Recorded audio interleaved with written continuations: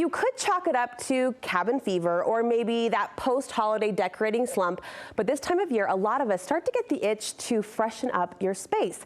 You can accomplish that fresh feel with just a few small around-the-house updates. That's according to Molly Openshaw with Design Loves Details on Instagram, where her tens of thousands of followers love her for her sleek style, her fresh designs. Today, she's focusing in on 5 easy ways to freshen up our homes in the new year. It's great to meet you. Great to have you here. Thank you. Why is January, do you think, a great time to pretty up your home? Well, I think it's kind of that time, like you said, that cabin fever kind of feel. You just want to have something kind of bright, I feel like, around you after taking down the holiday stuff. It feels kind of depressing, you know, it's that January time. It's true. Gray For outside. a week, we love the clean space, and then I start to look around and think, but it's boring. It's a little letdown of sorts. Unfortunately, post-holiday, we don't have the budget to overhaul everything. Can a few small updates really make a difference? Sure, yeah, and that's kind of like what I like to focus on is how you do it simply and not expensively, too. I was surprised to see first on your list artwork. I'm a committed decorator, Molly, so once I put something up, it's up for a while, but you're encouraging us to swap things out, at least as far as our walls are concerned. Yeah, I think it's nice, too. I mean, it's also fine if you have your staples to go with those. But yeah, something that's kind of fresh and bright. And also what I like to do is move it around. You know what I mean? You don't have to get new artwork all the time, but you just like switch it around in your house and it feels kind of like fresh. How do you coax your husband away from the holes in the wall? Well, you just replace it. You know what I mean? You keep something there. You don't just move it around. You just move. You just cover it. You brought some pretty pieces. As you're selecting artwork as sort of that freshen up approach, what are you looking for in a good piece? Yeah, I mean, there's a lot of different options. I feel like this one I brought here today, it's kind of got some texture to it. And I love it. It's really simple.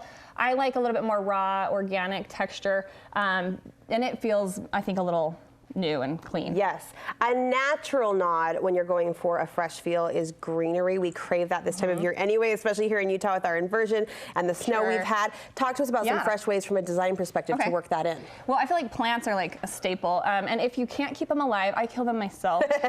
Like there's some good fake options. All of these here are not real. This is artificial? Yeah, it totally is. I know, the grasses are good. I never do fake flowers. Just no, but they don't look real. No. But plants like that are more just greenery, awesome. So that one there, the grasses, those are some succulent type. And succulents, I have to say, even real succulents tend to look faux or fake sometimes, so you can't go wrong there. Yeah. And in a home, where do you think these play well as far as design placement? Yeah, pretty much everywhere. I mean, you can do them on your coffee table. I think we're kind of showing a few examples from that, where there's some coffee table. You can see it in table there on the kitchen table. You can do just really anywhere. Bookshelves, mix it in. And as you point out, greenery is a little easier to get away with the faux or get away with the fake. Any tips for selecting a classy, though, authentic looking green? Yeah, I mean, I think you just look at it and be like, does this look real, Could right? this grow in the dirt, potentially? Right. Some of these, I mean, you can kind of see this even has like some faux dirt in there. It's not real. It looks like Oreos a little bit, but not edible. That one, these are just from Target too. Like just, you know, you can find them a lot of places. IKEA is another good option. Just kind of like think about like, does that look organic? Right. Yeah. Could that be something Mother Nature actually created? Yes, as far as accessories go, I love this tip because I think it's an instant way, as you've shown here in studio, to add some sophistication and some class, is to reach for stone. Yeah, Stone's another one of those like kind of raw, organic materials that just has kind of an earthy undertone to it. But so pretty and upscale at the same time. Totally true. Yeah, this is a marble bookend with the stripe and then this tray. This is just a little box as well. And the first thing I asked Molly is, where did you get this? Because it's heavy. All of these pieces, very legit. I mean, they look very quality. And you said? That one was Home Goods. Home Goods. That's my place. Thank you for that. Yeah. And in a home, does it have to be a formal living space, for example, or a formal room to pull off a formal accessory like a stone piece? I don't think so. I mean, a lot of even what I've been doing is like raw woods, and you can bring in some level of formality, but it still feels very livable. You know, it's a good option for that. This next accessory on your freshen it up list is kind of an obvious one. It's an oldie but a goodie. You say reach for colorful books. Yes, I love books. And that's like one of those things you're saying, if you don't have a big budget, like we all have books, but let's like style them in a way that maybe feels new and fresh. Like how? What's a fresh way to style books? So I'll take, sometimes like this, and you can even turn these so that you see more the pages. Okay. I think in one of the examples that we have in the images, we did a whole top row on a shelf that we actually put the spines back.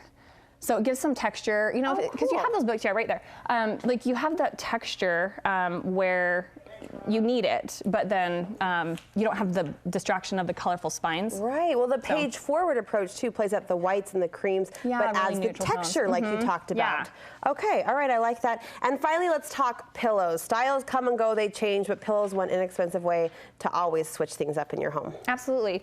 And the nice thing is that you can do pillow covers. So a lot of like what we brought here, you know, if you have a pillow that's not looking so hot anymore, you can just put a, you know, it's like a new outfit for your pillow. Who doesn't want that? All of these are covers that you can just buy just to stick over something else. In terms of style, like a lot of texture there too.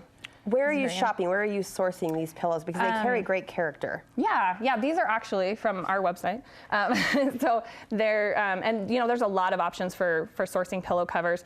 And also bringing in vintage textiles is kind of big. I don't know if you've seen like the African mud cloth. Yes. This one's like a kilim. Would you call that a vintage, the African mud cloth? A lot of them are. They're actually repurposed, like they're old and they sew them into pillows. And so it's like, it's kind of good for the planet, but also really one of a kind Nice, too. nice. Yeah. And then little details like the pom-pom is nice too. And I love how you're playing different shades of the same color. So multiple shades of blue, for example, on the same sofa arrangement, or multiple shades of even like a pinkish color I saw in there in one of your designs. So it kind of helps stretch out the color palette, if you will, and it adds an interest to the eye. Really, really great ideas. Simple ways to freshen up your space for the new year. Molly, thank you so much. You're welcome. We appreciate it.